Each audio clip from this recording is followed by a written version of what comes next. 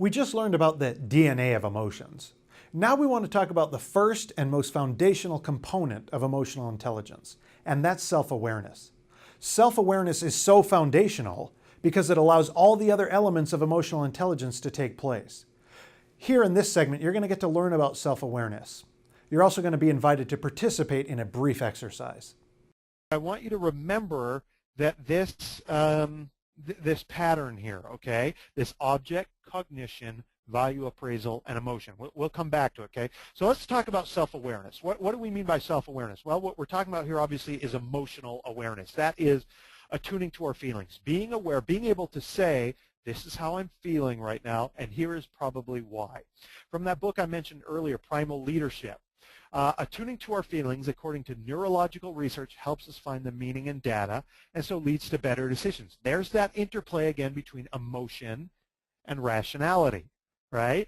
Our emotional memory banks thus enable us to judge information efficiently. There's something valuable about being able to stop ourselves maybe before an inappropriate or a counterproductive action and saying, I'm feeling this right now. This is why I'm probably feeling this way. It's not unhealthy to be feeling this way. And by the way, this is all be happening in your head. I don't know that it's useful for you to do this out loud in front of your, your peers or your superiors or whatever else it might be. But you sit there and you say to yourself, you and I can develop this skill where we say, I'm feeling this way. Is this okay right now, or do I need to disengage from this emotion? Is it counterproductive right now? Is me yelling, snapping at my employer right now simply going to make things worse? Okay, this is sort of what we're talking about here. But self-awareness, as you know, is bigger than this as well. It's also having an accurate self-assessment. When I teach this for people in our leadership skills for supervisors, we actually have them take a free personality test. No, it's not the most valid personality test. It is the most popular. We have them take an online Myers-Briggs, right? And part of the reason we have them do that is so that they better understand what their personalities are, what their strengths and their weaknesses tend to be. Okay, the example that always comes to my mind is the first week of American Idol. Right, you see people who seem to think that they've got a professional future in singing, and of course they're being manipulated. They're being brought on TV because they're terrible, right? But they probably shouldn't have put themselves in that position in the first place. Someone with an accurate self-assessment wouldn't do that. The other real value in having an accurate self-assessment is that if I'm a leader, I can either A, work on those things that tend to be weaknesses, and by the way, you can only work on them if you have an accurate self-assessment, if you have self-awareness. Same thing with emotions. You can only control them if you're aware of them. Or the other thing I can do as a leader is I can surround myself with people who have strengths that I don't, right? And that tends to be really useful. And how do we get an accurate self-assessment? Life experience, right? Reflecting on our life's experiences, feedback from others.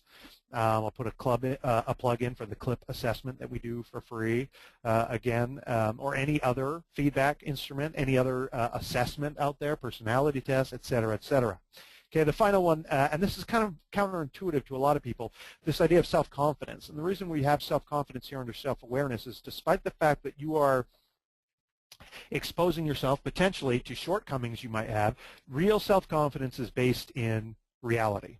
It's based in knowing what and having the certainty of what your real strengths are and your real challenges, and then being in a position to do something about it. Okay, and from Socrates, this quote that many of you have heard before: "The unexamined life is not worth living."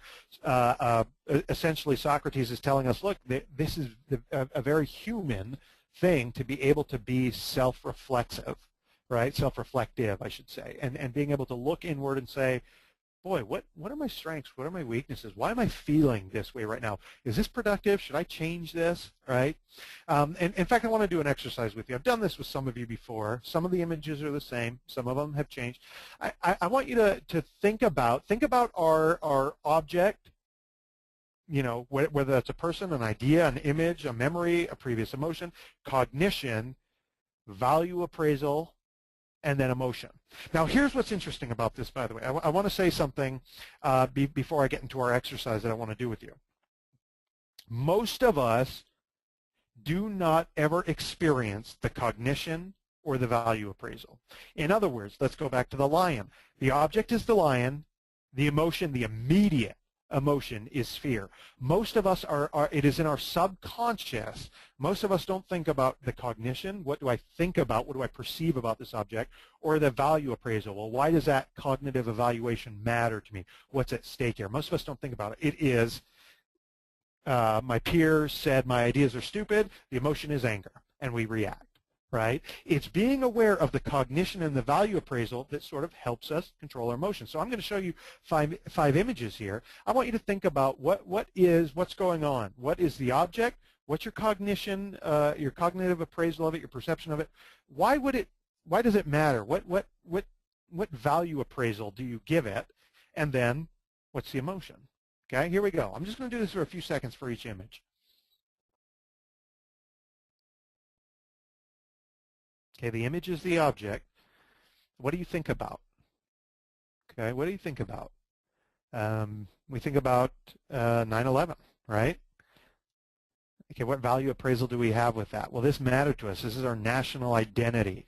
Maybe we lost loved ones. We certainly lost fellow citizens, innocent victims, right? We were the victims of terror, and so what emotion do we feel? Maybe anger, maybe sadness, right? Maybe fear, okay?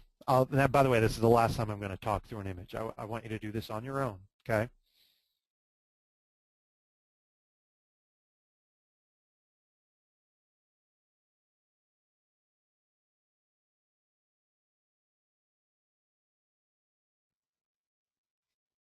Okay, next image.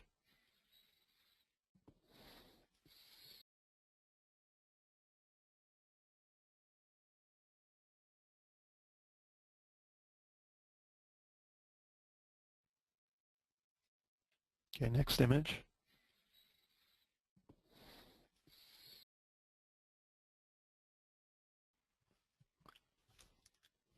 Okay, and then the final image here.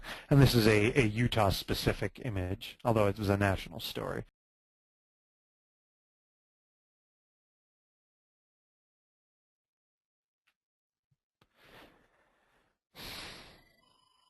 Okay, now again, think about this. Object, what do you think about it? What's the value appraisal, and then what's the emotion? There's a reason that we do this, okay, in terms of self-awareness, and in this case specifically, increasing our emotional awareness. It's because once we know where emotions truly come from, that they aren't these things that, well, they just happen and I can't analyze them. Well, then now we're in a position to do something about it. And it's not that emotions are good or bad. It's that on occasion we want to be able to engage or disengage from emotions to help us be a more effective employees, leaders, whatever else it might be, okay? And I think people that are really effective leaders have developed this capacity. The good news is we all can.